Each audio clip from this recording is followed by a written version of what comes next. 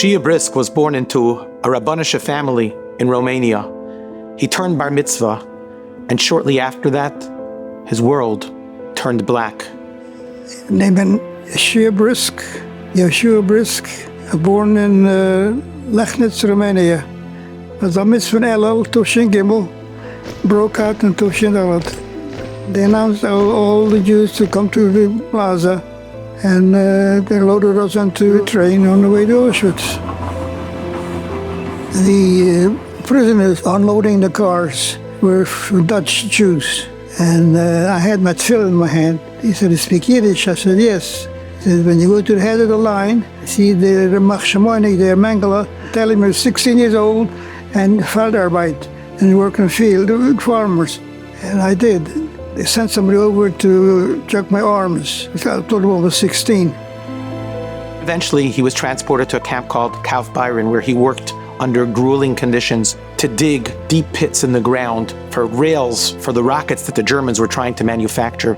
The conditions were unbearable. It was freezing cold, and eventually his toes got frostbitten. I couldn't have good shoes. There were schmatters on my feet, and shoes got frozen. I could hardly walk. Eventually, the camp was liquidated, and all the inmates were loaded into cattle cars and sent to the notorious concentration camp, Dachau. Shea could barely walk, even when supported by other people. I started walking, and I couldn't walk. People were holding me.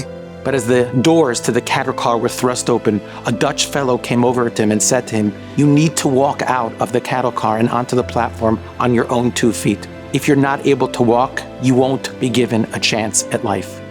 So I walked a couple of steps by myself, then they hold me again.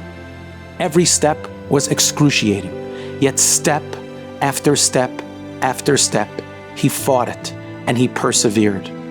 It was closer to the end of the war already, so the Germans, they had a nice hospital there, and they saw me couldn't walk, to put me in the hospital. And there I stayed till liberation. Eventually, with Hashem's chesed, he survived the war, came to the United States, built a beautiful mishpacha, banim ubnei banim, oiskim b'Torah ub'mitzvos. And I wish I geholfen. He survived, and we live now, and I'm able to tell the story. From 3 years old, they drilled in us Yiddishkeit. Leren nog geboren. Every baby born, or every geboren is a come on Hitler. Those steps that he took, step after step after step, were agonizing.